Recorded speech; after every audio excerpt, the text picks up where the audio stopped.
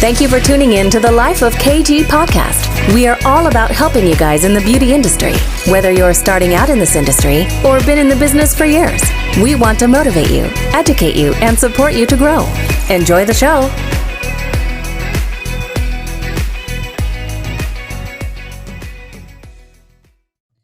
Hey everyone, welcome back to A Life of KG. So I'm extremely excited about today's episode because I have Joanna Lopez on the show, and I have first been introduced to Joanna through our business that we're partnered with, Marriot, which is a multi-level marketing company which specializes in premium hair care and skincare, which I absolutely adore. But when I first heard Joanna on our Zoom calls, I was like, wow, like in awe of her, like the way she talks, the way she coaches, like she's just unbelievable. She has multiple businesses. She's extremely busy and obviously extremely successful. So I can't wait for her to share her story and talk to her and for you guys to get to know her more. So without further ado, here she is. So Joanna, thanks so much for coming on the Life of KG. Oh, thank you for inviting me. I'm very excited to be here. Thank you. You are very welcome. So for those that don't know who you are, please could you introduce yourself and just explain what you do? Of course. So my name is Joanna Lopez. I run multiple businesses. My first business, and I'll call it my baby, is a company called Monaco Interiors. So I do high-end interior design. I also do hospitality. So Marriot hotels is a specialist for us. I also have a furniture company. It's called Monaco Furniture. I have Self-Made Girl Boss, which I'm a business coach. So I help women, empower women and help them start their own business and educate them on mindset and eliminating fears. And of course, I have recently become business partners with Monet, which is a luxury American beauty brand. So I'm very, very busy. You're so busy. Like everyone says I'm busy and I'm like, I've met someone that's busier. I know, I'm crazy. I absolutely love that. So tell me more about you. Like everyone has a story. We've all got something about us. What is kind of your story and what made you want to set up a business in the first place?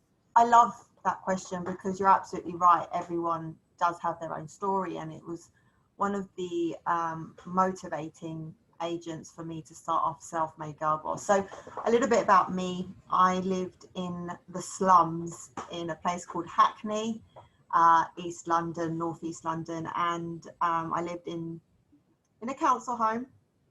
High rise estate. I guess from a very young age, I had to learn things pretty quickly, which is not a bad thing. I think it was a blessing in disguise. And I went from the slums to live to Monte Carlo, one of the richest countries in the world. It's a crazy story how it happened. I got headhunted. At the time, I worked for a company called Reuters, which is like Bloomberg, so it's its competitor. So it's a news reporting company, and you know, it was an incredible Jewish man who was a property tycoon in his own right, and he said, you know, you speak multiple languages, and I want to be able to train you up, and I want you to come to Monaco.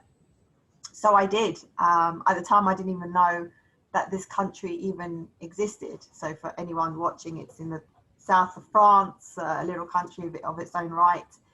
And there I was, you know, flying to go and live in sunny Monte Carlo, where it was literally glitz and gold and yachts and helicopters and basically living the dream. And that lasted for about 6 years. And then I came back to the UK and I worked for another very big property tycoon. This time he was a Greek fella, shall we say. Second biggest freeholder in Canary Wharf. And, you know, he taught me everything that my first mentor didn't teach me. So my first mentor taught me about integrity, transparency, your core, you know, how you conduct yourself in business and how to treat everyone as an equal, no matter the hierarchy. And the second entrepreneur taught me how to blur the lines, how to be savvy, how to be shrewd, how to suss things out, how to be in front, not behind, if you get my drift. So the two combinations were extremely powerful. But like every fairy tale, there's always not really happily ever after. And I realized that I wanted more. And I couldn't just be living the dreams of others. I had tasted far too much to not want it for myself. And so I started becoming a little bit difficult, until my, let's call him the Greek boss, turned around and he said, if you want to be the captain of the ship, you go and find yourself your own ship. And I was like, and that's exactly what I'm going to do.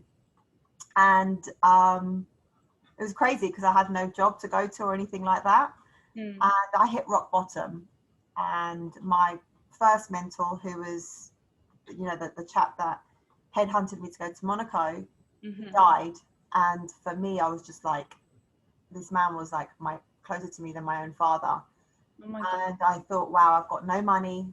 All this power that I seem to have gone. I didn't know where to go until one day, and it took about a year. You kind of have these moments where you're just like, that's it. I don't want this anymore. Something has to give and something has to change. And that's when Monaco Interiors was born. Wow, what a story. Yeah.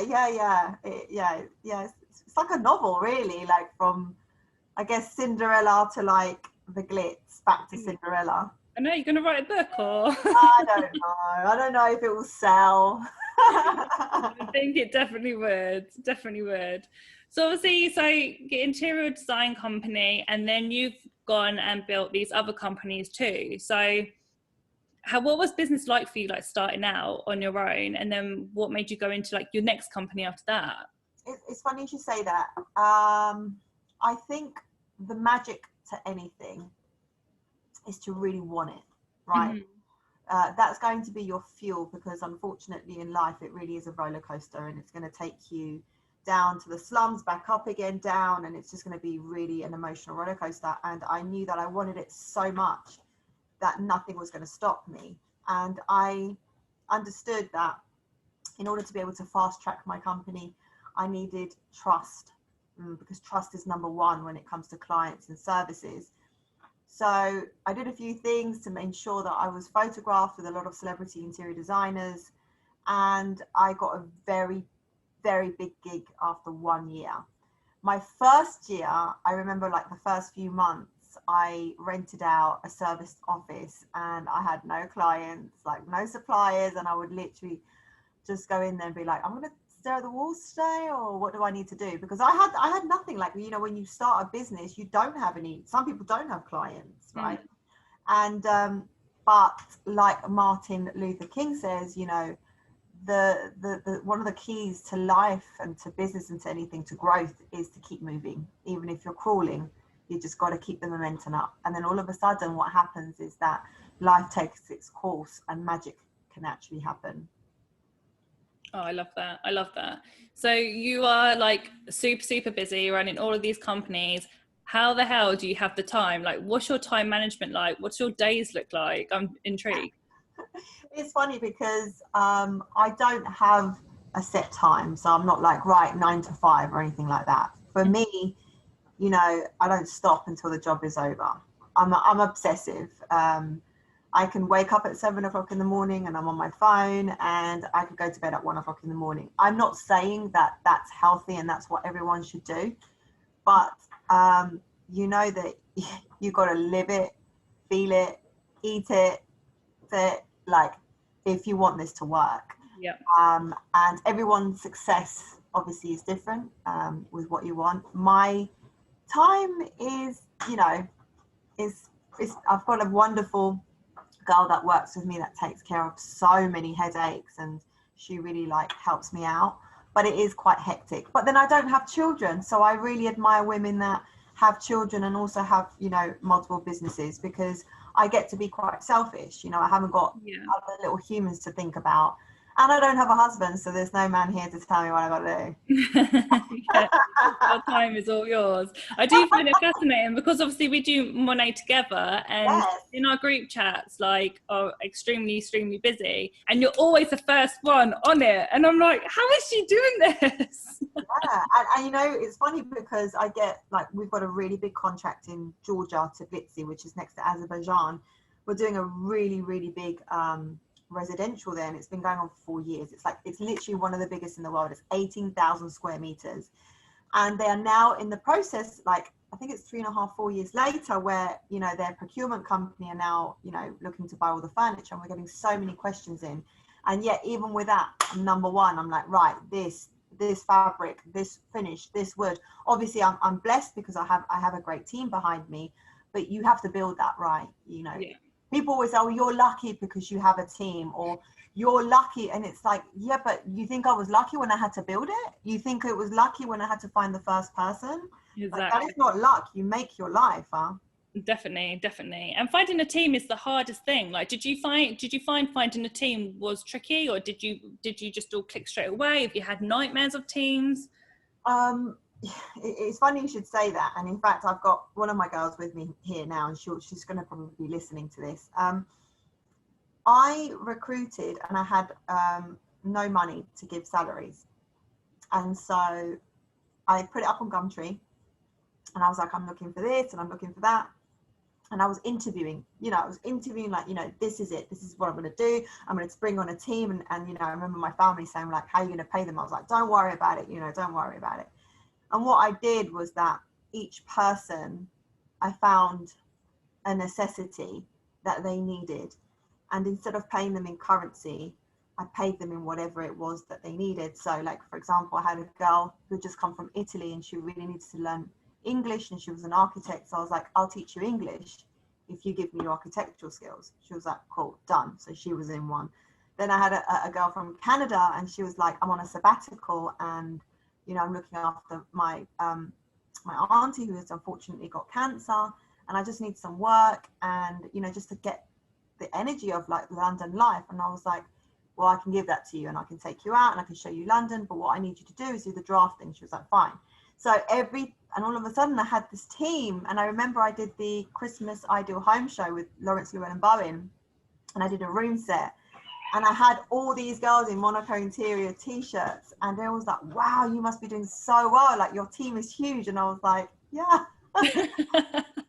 I've become an English teacher, I've become a touristic person. Oh my God, it's insane. But this is about thinking outside of the box, and this is, I think, about being a true entrepreneur. Like, you cannot break down like a car. You can't break down. You have to fix it. Find out if it's the tires, learn how to change the tire, learn the engine. If you need to put, you know, liquid in for your windscreen wipers or oil, like, find out about it. Why not? You know, who says that it has to be a mechanic or a man's job? Who says that you can't be, you know, this and that? You can. You just have to be open-minded.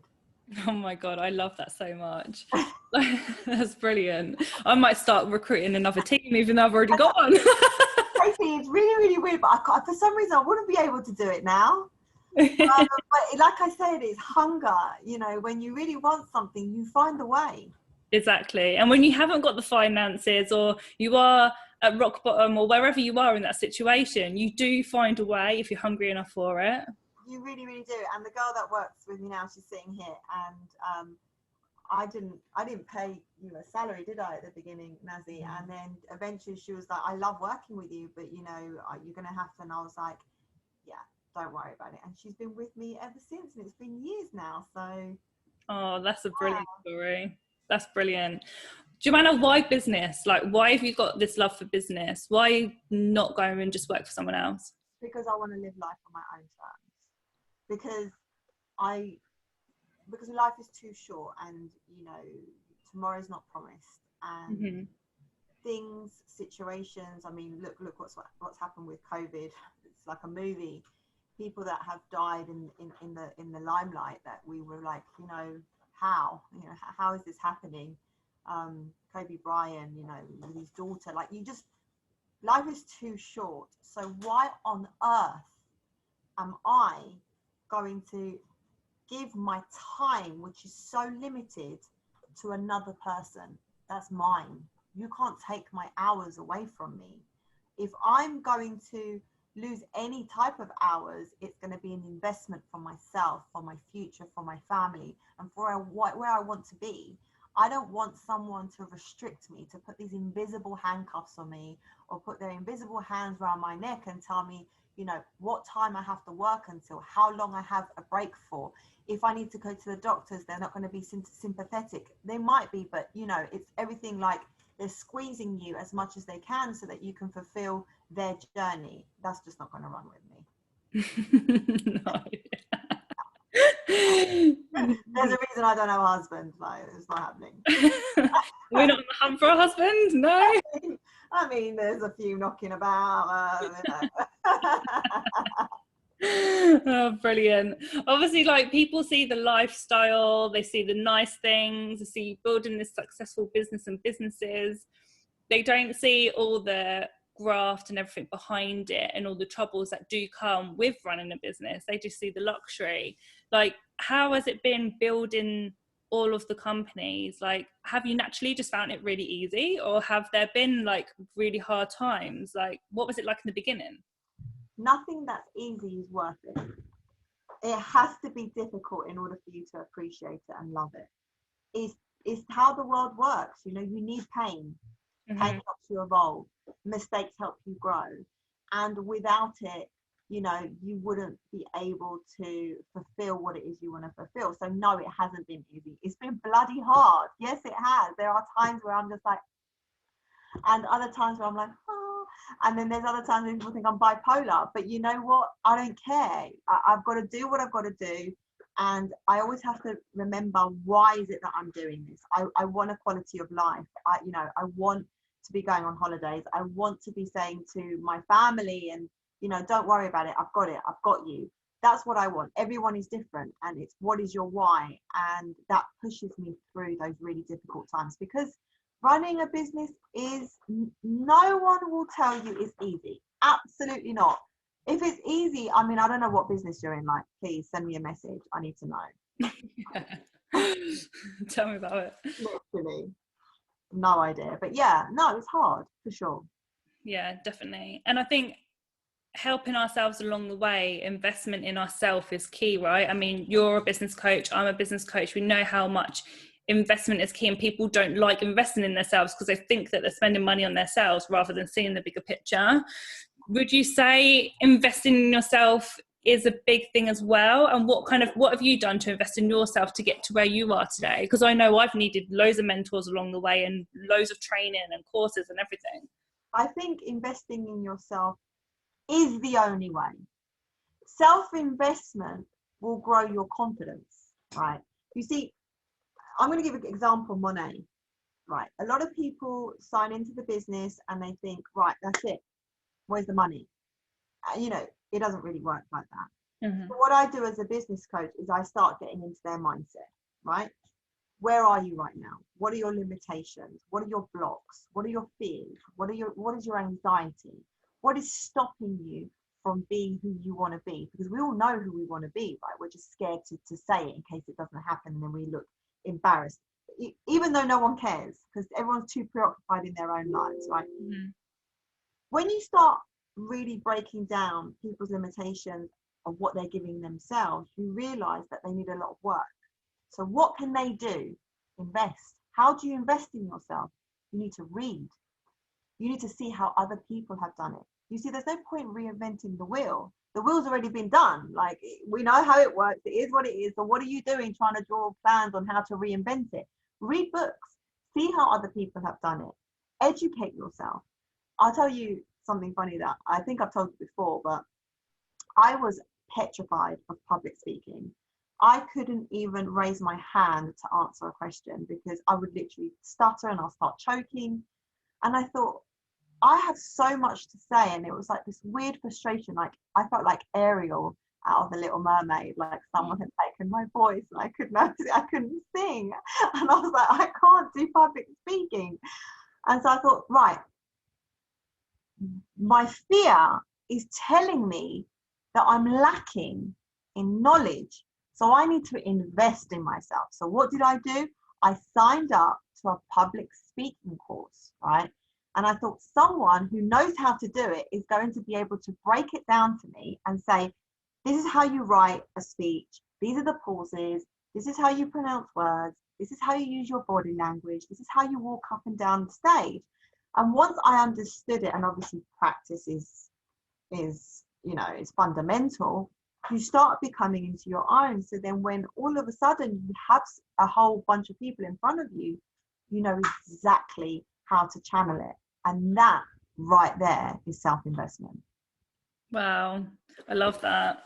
And I totally agree with you. I hate public speaking as well, absolutely hate it. But you've had like that training, and now look at you, like everyone, and even on the training yesterday, we was on social media training yesterday from Marriot, right? And the girls were saying, was it yesterday or the day before? And the girls' comments were like, we love how you speak. Like they all kept on saying about the way that you speak. And it was like, you'd never know that you would have hated doing that once upon a time. Of course not. And, you know, I live in North London, so there is a slight accent to how we speak. And it can sometimes be confused with Essex. And not that there's anything wrong with it, but, you know, I wanted to be able to speak and I wanted to be able to articulate what I said very clearly without anyone being like, oh, she's from North London or she's from Birmingham. I wanted it to be a neutral, universal thing. And I know that that's something that, again, I'm investing with an elocution person who's going to be saying to me, right, this is how you need to pronounce your words. And there's nothing wrong with that. You see, there's nothing wrong with wanting to perfect how you speak, how you sing, and how you write, how you act, you know, whatever it is that you're looking to do, you know, we'll go and perfect that. Go and perfect that. Definitely. What are your top tips to running a successful business? Wow. Top tips. There are so many tips, but the top one. First of all, you got to have a plan.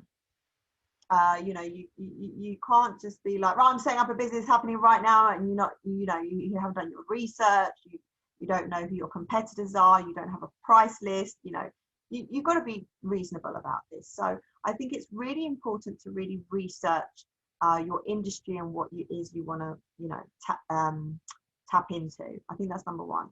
Number two, it's a tough world. There are a lot of sharks, a lot of gremlins, goblins out there that are going to say that you can't, that you're not good enough, that you're new. Who are you? There are so many more other professionals. Why would I go to you? And this is when you have to be really, really strong in yourself. And that ties to our last question, and that is self-investment. So I really, there's so many virtual mentors out there like Tony Robbins, Bob Proctor, and I really suggest that people will just go on YouTube and really educate themselves at really building that strength, because this is going to be tough. So I need you to go to the gym, and the gym is for your mind, right? It's a muscle. So get that tough, right? So that's number two. Number three, don't give up. You see, if you don't give up, you're not going to lose. And that was one of the things my first mentor always said to me when I was in Monaco. He goes, how can you lose if you never give up, right? You can never lose. That's the magic of it. You might, you know, feel like you are, but if you keep going, you are going to open those doors and you're going to come through to the other side and you're going to see that rainbow. So consistency, tenacity, you've got to be tenacious, right? If someone says no, that's okay. Someone's going to say yes. And that's for any business, right? There's always going to be someone that says, no, you can't, you are not good enough. And there is someone that's going to be like, tell me your price. Absolutely. Where do I sign? I love what you do. I love your service.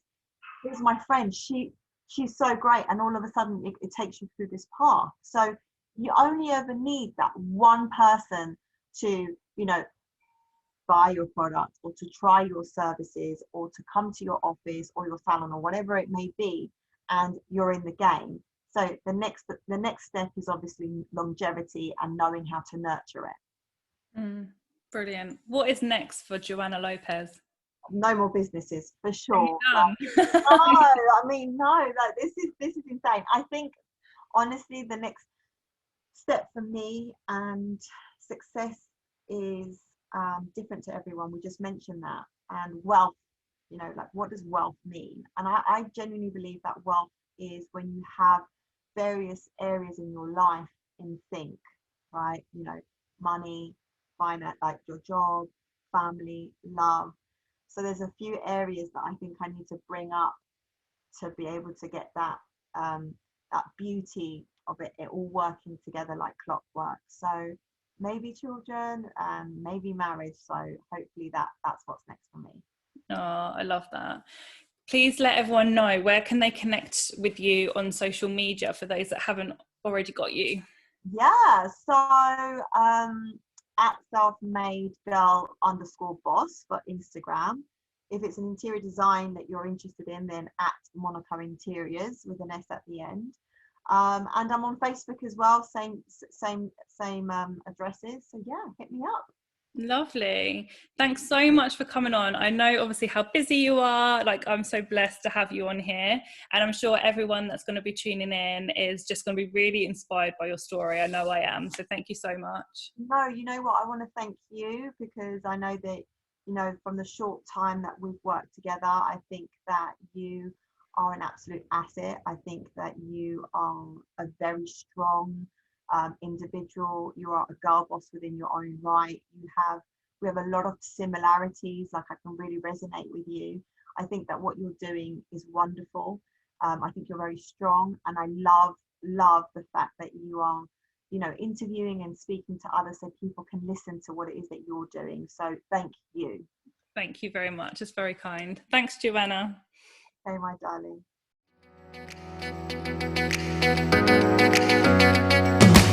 We would love to hear what you thought about this episode. I love the show, guys. You're awesome. Please leave a review and share on social media tagging @KG Salon so we can share. I always follow them. Until next time, have an amazing, successful week.